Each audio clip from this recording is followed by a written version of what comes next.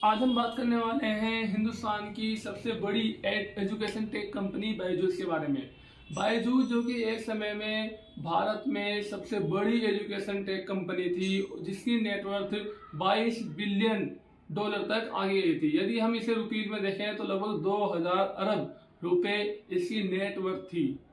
बायजूस इतनी विशाल थी कि एसआरके और लियोनेल मेसी जैसी सेलिब्रिटी को अपना ब्रांड एम्बेसडर बना रखा था। बायजूस जो कि इंडियन क्रिकेट टीम को भी स्पॉन्सर कर रही थी। बायजूस जो कि फीफा वर्ल्ड कप 2022 में ऑफिशियल स्पॉन्सर बन के उतरी थी। ये इतनी विशाल थी कि 120 देशों में एक समय में 120 देशों में 15 करोड़ बच्चों को एजुकेशन प्रोवाइड कर रही थी।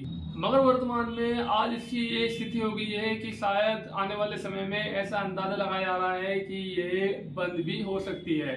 आज इसकी वैल्यूएशन घटाकर 3 बिलियन डॉलर तक कर दी गई है, जो इसकी पीक समय में जो वैल्यूएशन थी उसका 86% तक कम है। आप खुद अंदाजा लगा सकते हैं कि किसी कंपनी को सिर्फ एक साल के अंदर अंदर उसमें 86% तक की कमी आ जाना, उसकी वैल्यूएशन में 86% तक की कमी आ जाना, जो कि आगे भी रुकने का नाम नहीं ले रही है। इसके खिलाफ ईडी ने भी रेड कर रखी है। इसके जो बेंगलुरु में जो इसकी ऑफिस था उसमें ईडी ने अप्रैल में रेड गई थी। इसके अलावा मिनिस्ट्री ने इसकी जो अकाउंट्स हैं उसके ऊपर इंक्वायरी बिठा रखी है। इसके अलावा इसमें सिर्फ इसके जो कंपनी के बोर्ड मेंबर है उसमें बायजूस जो कि इसे खुद के सीईओ है और इनका भाई और इनकी वाइफ के अलावा और कोई इतने बुरा हाल हो गए कि कोई और मेंबर भी नहीं रुके हैं। सबों ने रिजाइन कर दिया है क्योंकि इसने अकाउंटेबिलिटी ट्रांसपेरेंसी को नहीं रखा। ऐसे इस बायजूस के ऊपर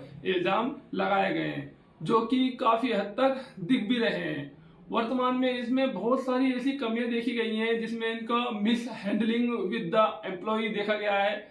जो कि इनके कंज्यूमर हैं, जो कि इनके ग्राहक हैं, जो इनसे प्रोडक्ट खरीदते हैं, जो इनसे प्रोडक्ट लेते हैं, उनके ऊपर इनको थ्रीटनिंग करने तक के आरोप लगाए गए हैं। उनको असेम उनको ह्यूमिलिएट करने के तक के आरोप इनके ऊपर लगाए गए हैं, जिसके आधार पर इनकी कंपनी आज डिक्लाइनिंग फॉर्म में है।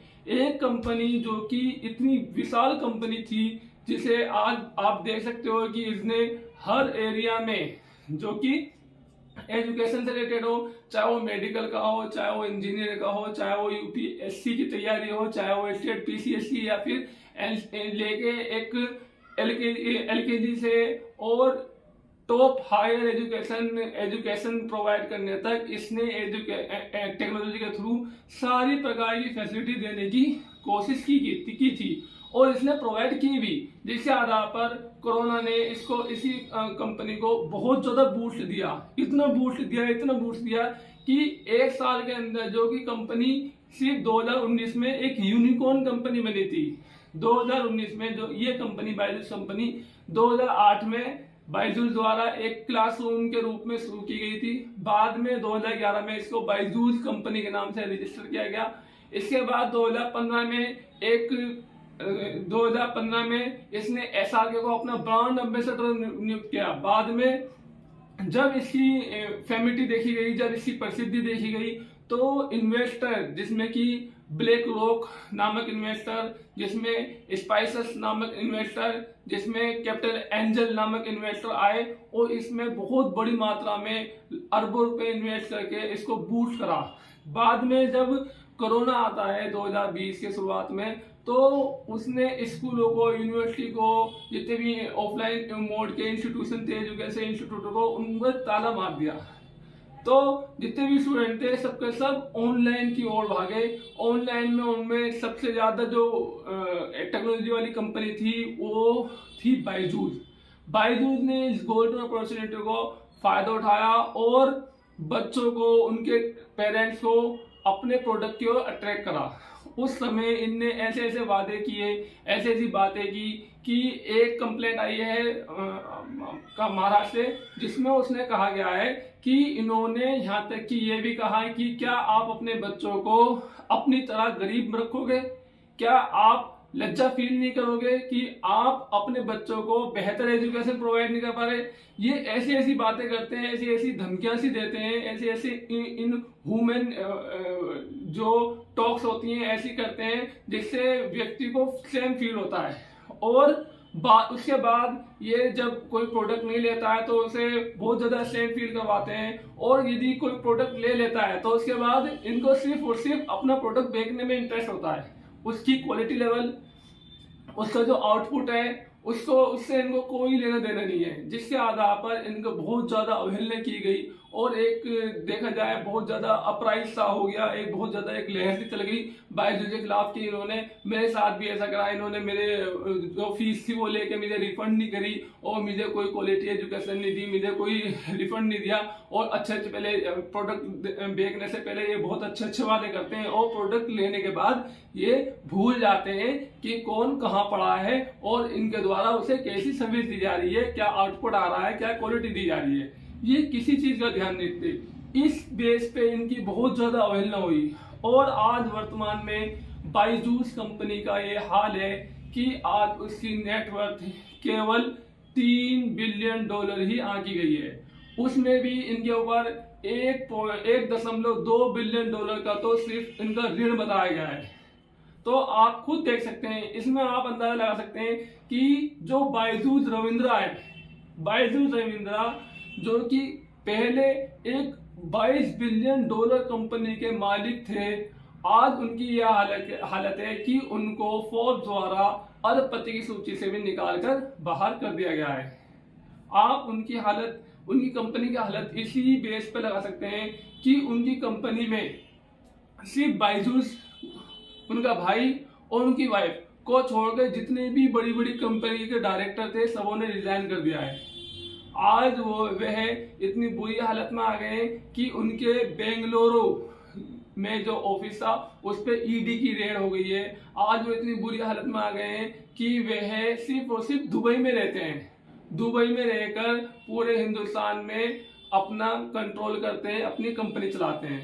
आज उनकी इतनी बुरी हालत हो गई है कि वह आज अपने यहाँ पर सिर्फ और सिर्फ छटनी करते हैं, जितने भी उनके एम्प्लॉय उनको निकालते हैं और अपना बर्डन जो कम से कम होता है वो कम करते हैं। आज वह सिर्फ और सिर्फ फंड रेज करने की उम्मीद में घूम रहे हैं। आज उनकी वैल्यूएशन एक साल में $22 बिलियन से घटकर $3 बिलियन हो गई है। इसके क्या कारण थे, ये ऐसा क्यों हुआ? ऐसा सिर्फ और सिर्फ इसलिए हुआ, जैसे कि हमने देखा है कि इनके जो प्रोडक्ट थे, इनका जो सेल मॉडल था उसमें सिर्फ और सिर्फ सेलिंग के ऊपर ध्यान दिया गया, क्वालिटी के ऊपर ध्यान नहीं दिया गया। बाद में जब कोरोना फेज के दौरान इनको बहुत बड़ी मात्रा में प्रॉफिट हुआ और वो प्रॉफिट कोरोना चले जाने के बाद कम हो गया। जैसे जैसे कोरोना का प्रभाव कम होता गया वैसे वैसे इनके जो अप्रोच थी, इनकी जो डिमांड थी वो कम होती चली गई।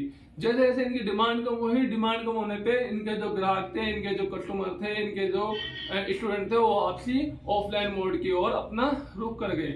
जब वहां पर रुक कर गए तो इनको कैश फ्लो की प्रॉब्लम हो गई। यहाँ पर पैसा का जो आप्रवाह था, पैसों का जो आगमन था वो रुक गया। जब पैसों का आगमन रुक गया मगर इनका खर्चा कंटिन्यूस बना रहा।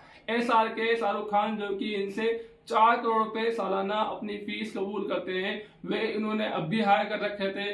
इंडियन क्रिकेट टीम जो कि बहुत बड़ी मात्रा में जिसने बाद में इनके ऊपर 200 करोड़ का केस भी करा है। एक केस BCCI ने इनके खिलाफ करा है जो कि एक लीगल सूट के द्वारा चल रहा है कि इन्होंने हमारा 200 करोड़ रुपए नहीं दिए हैं। और भी लियोनेल मेसी हैं, फीफा वर्ल्ड कप है जिसमें ये अपना बहुत बड़ी मात्रा में इनका जो एक्सपेंडिचर था उसका 34% ये सिर्फ अपना पब्लिसिटी के ऊपर ही खर्च करते थे। ये इनका बहुत बड़ा एक ड्रॉबैक कहा जा सकता है कि इनका जो कंपनी का फॉल का मुख्य कारण इनके ओवर एक्सपेंडिचर था, बहुत ज्यादा खर्चा करना और पब्लिसिटी में बहुत ज्यादा खर्चा करना।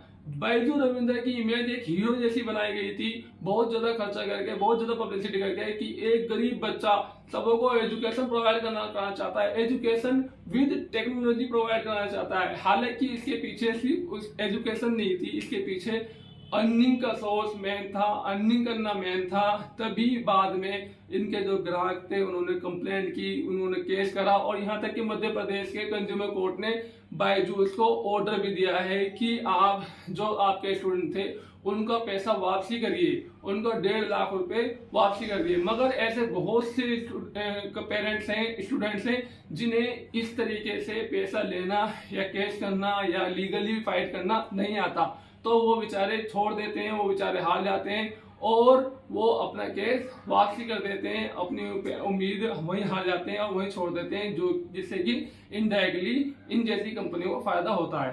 तो मैं यही कहना चाहूंगा कि किस बेस पे इतनी बड़ी कंपनी को का किस तरीके से राइज हुआ। अगर बायजूस रविंद्रा चाहते तो वो इसको अच्छी क्वालिटी एजुकेशन दे के, अच्छा अकाउंटेबिलिटी ट्रांसपेरेंसी अपनी कंपनी में रख के, अच्छे एम्प्लॉई और उनकी केयर करके अपनी कंपनी को और बढ़ा सकते थे, मगर वो ऐसा नहीं कर पाए। उन्होंने सारा अपना ध्यान अपने पैसे पे रखा, अपनी नेटवर्थ पे रखा, अपनी फंडिंग पे रखा और उनसे क्या आउटपुट मिल रहा है, उनका क्या मेन जो प्रोडक्ट था, जो मेन उनका कार्य था, वो सब भूल चुके थे वो। और धीरे धीरे देखते देखते वे सिर्फ एक कंपनी, ऐसी कंपनी बन गए जिनका मेन मकसद सिर्फ और सिर्फ पैसे लूटना था, ना कि एजुकेशन प्रोवाइड करना, जिसका रिजल्ट 1 साल में ही दिख गया। और 1 साल में इनकी वैल्यू आज 86% तक कम होकर सिर्फ $3 बिलियन तक बची है। और आने वाले समय में ये भी देखा जा रहा है कि ये बहुत जल्दी, जिसमें कि लगभग $1.2 बिलियन का तो इनका सिर्फ इनके ऊपर ऋणी है। तो आप देख सकते हैं कि बहुत जल्दी ये कंपनी और ज्यादा बुरे फेज में जाने वाली है और ज्यादा बुरे फेज में जा सकती है। और किस प्रकार से यदि ये जाएगी तो ये डेफिनेटली बंद होने की ज्यादा चांस है, बंद होने के। और ये बंद नहीं होती, किस प्रकार से उठती है, किस प्रकार से कार्य करती है, बहुत ही ज्यादा देखने और रिसर्च करने की बात है। मिलेंगे अपनी अगली वीडियो में, बने रहिए। Thank you.